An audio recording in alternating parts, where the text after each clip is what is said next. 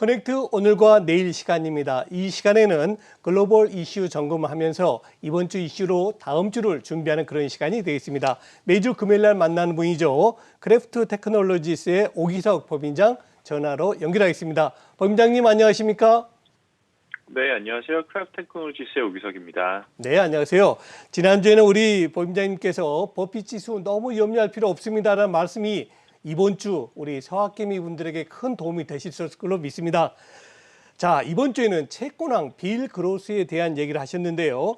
최근에 빌 그로스가 채권과 주식에 대해서 굉장히 경고를 남겼죠. 이 부분 한번 자세히 진단해 주시죠.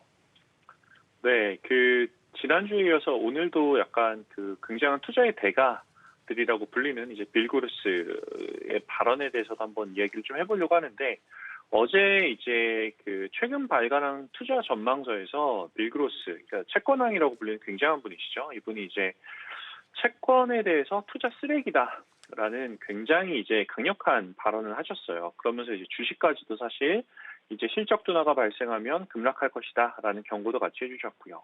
이제 이런 부분을 사실 이제 오늘 여러 뉴스에서 헤드라인으로 좀 많이 다루고 있는데, 근데 사실 조금 깊게 보면 이제 전반적인 모든 자산에서 대해서 이야기한 게 아니라 특정 자산에 대해서 좀 강조를 하셨던 이제 그런 발언이고, 특히 이제 그 부분이 채권 안에서도 모든 채권이 아니라 중기 혹은 장기 채권에 대한 부분이었다라는 부분을 한번 짚어 넘어가 보고 싶습니다. 그래서 테이퍼링이 발생을 하고 채권 금리가 상승하는 순간이 오면 중장기 채권들의 피해는 불가피하다라는 말씀해 주셨는데, 올해 초가 딱 그랬었어요. 올해 초 같은 경우도 채권 금리가 작년 말부터 급격하게 상승하면서 장기 채권, 예를 들어서 미국의 TLT 같은 ETF를 사셨으면 10%가 넘는 손실을 보셨는데, 이제 그런 부분에 대한 이제 경고성 혹은 주의성 발언이다라고 생각이 들고요. 이 부분은 저도 개인적으로는 동의를 하고 있긴 하지만, 시장이 전반적으로 좀 망가진다라는 부분에서 상당히 좀 동의를 하기가 어려운 게, 빌 그로스 분의 이제 이런 발언이 그분의 투자 지혜에서 나온 것이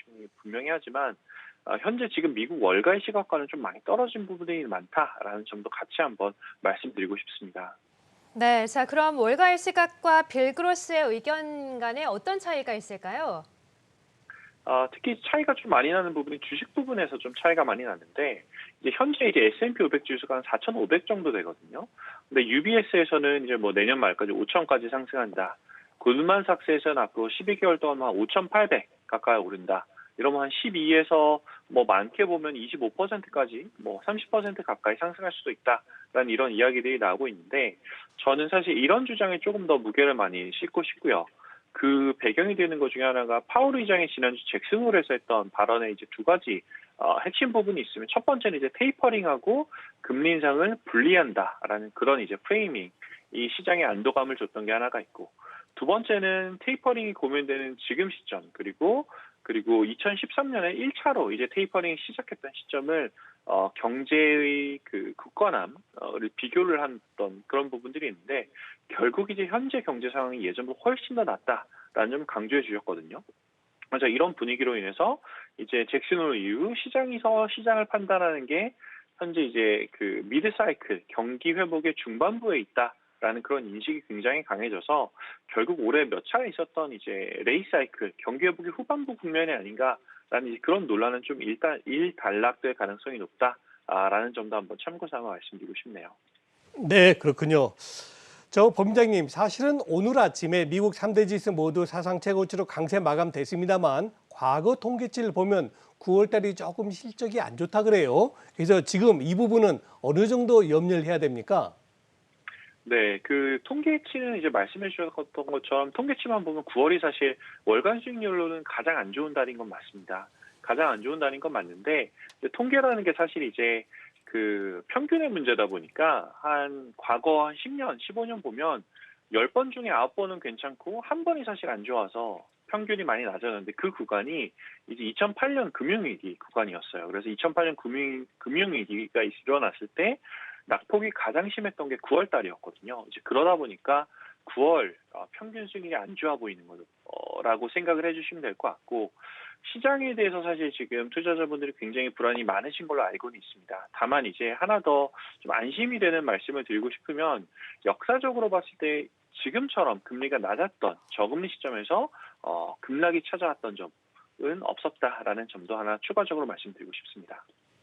네, 자 이제 글로벌 시장은 오늘 밤에 발표될 미국의 고용 지표에 촉각을 곤두세우고 있는데요. 이 부분은 어떻게 보고 계세요?